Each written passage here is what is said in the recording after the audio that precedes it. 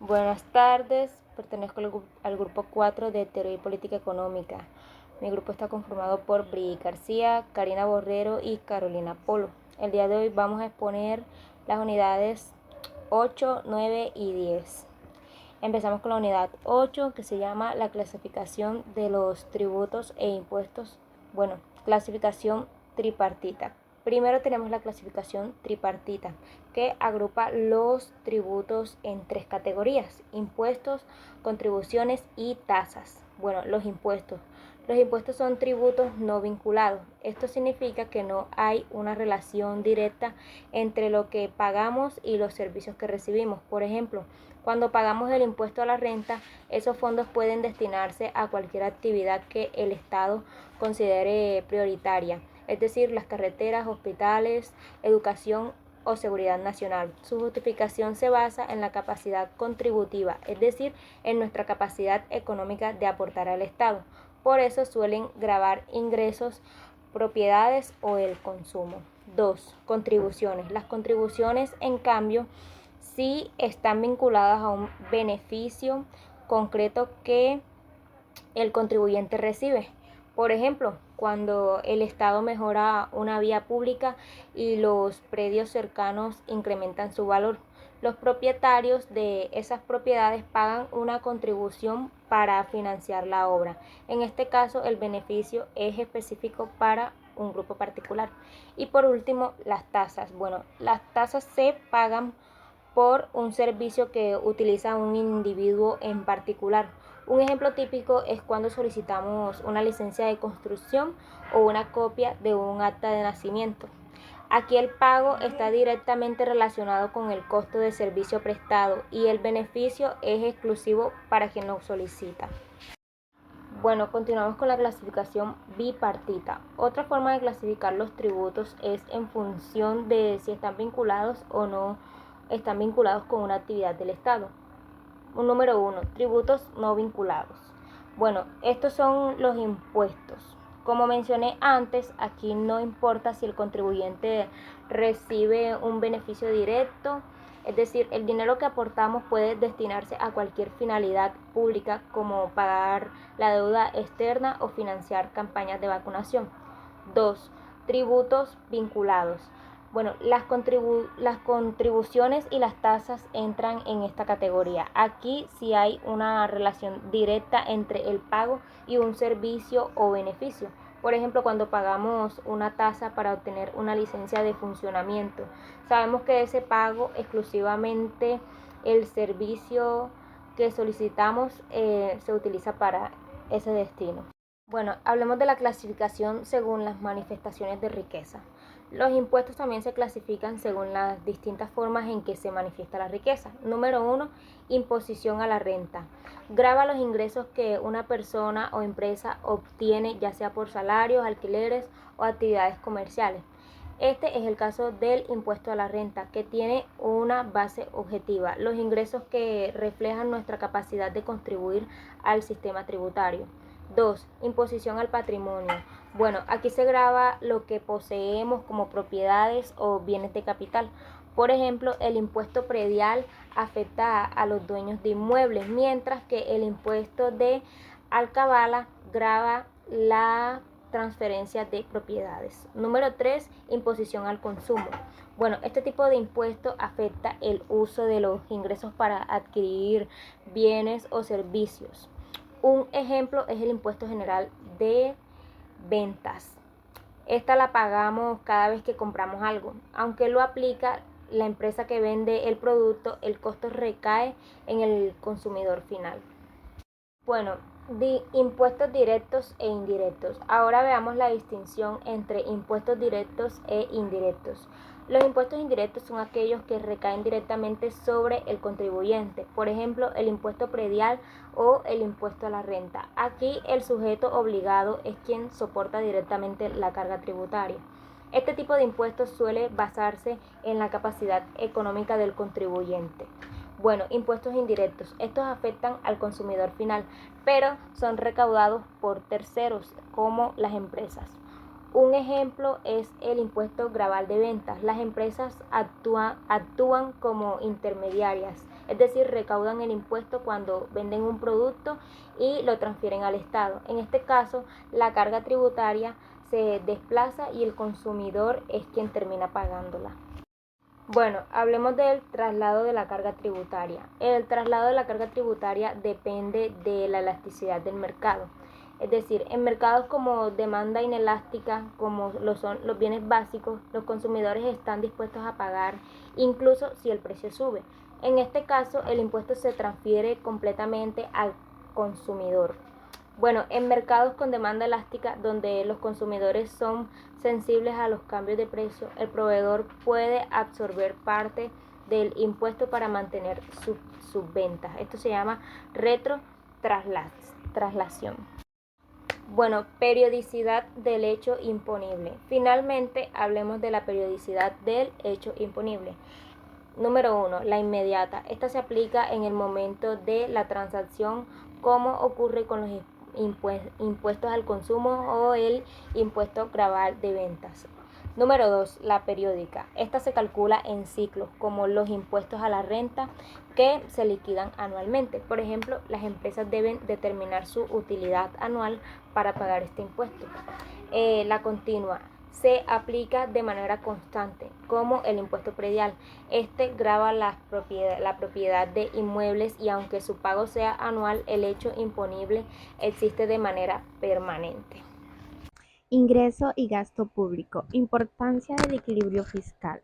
El equilibrio entre ingresos y gastos es esencial para el funcionamiento eficiente del Estado y el bienestar de la población.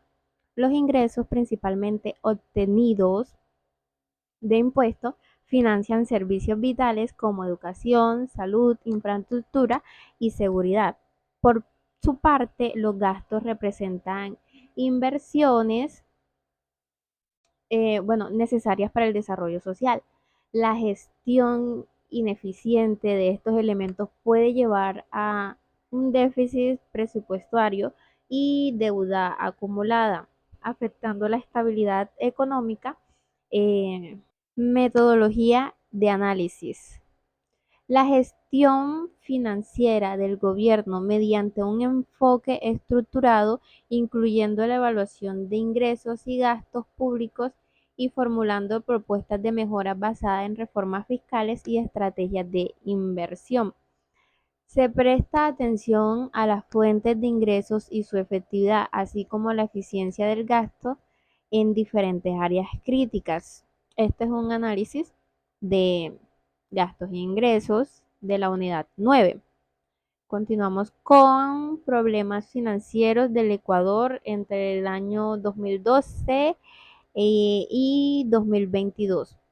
El Ecuador, ha enfrentado desafíos económicos relacionados con una gestión eficaz del presupuesto, o sea, dependencia de recursos no diversificados y asignados inadecuados en sectores como la educación y la salud. La falta de diversificación de ingresos y la dependencia del petróleo ha incrementado la vulnerabilidad económica del país, como se ve en la gráfica que está en pantalla.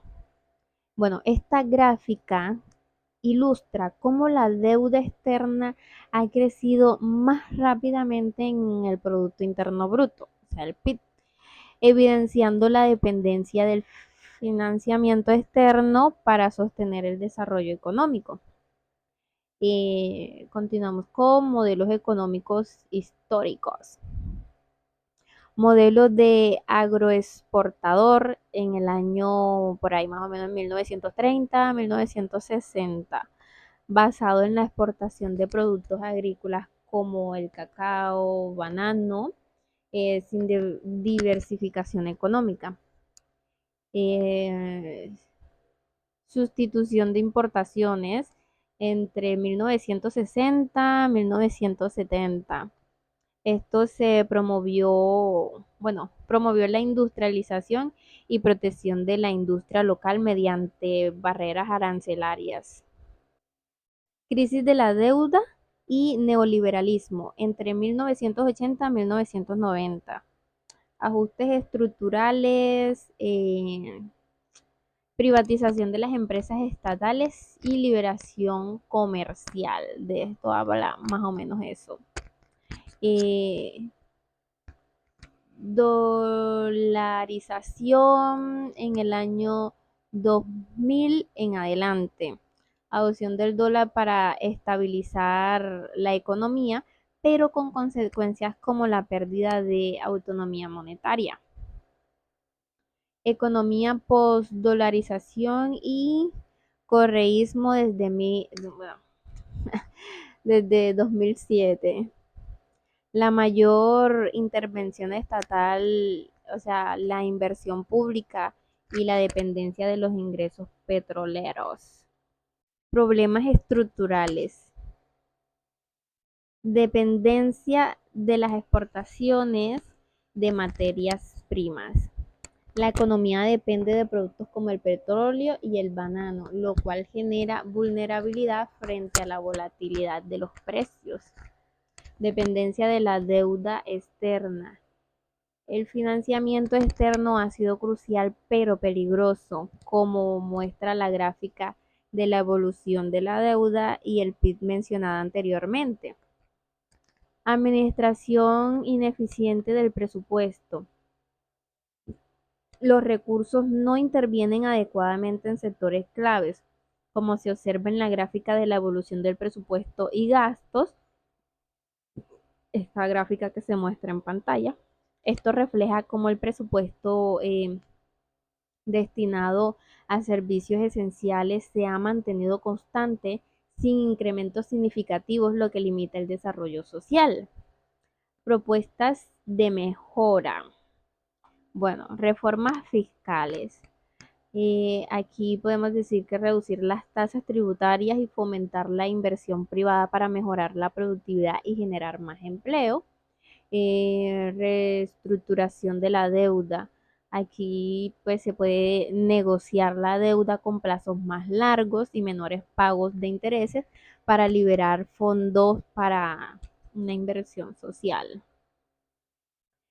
Bueno, reforma institucional puede ser como reforzar la independencia de las instituciones y reformar la justicia para combatir la corrupción y mejorar la seguridad.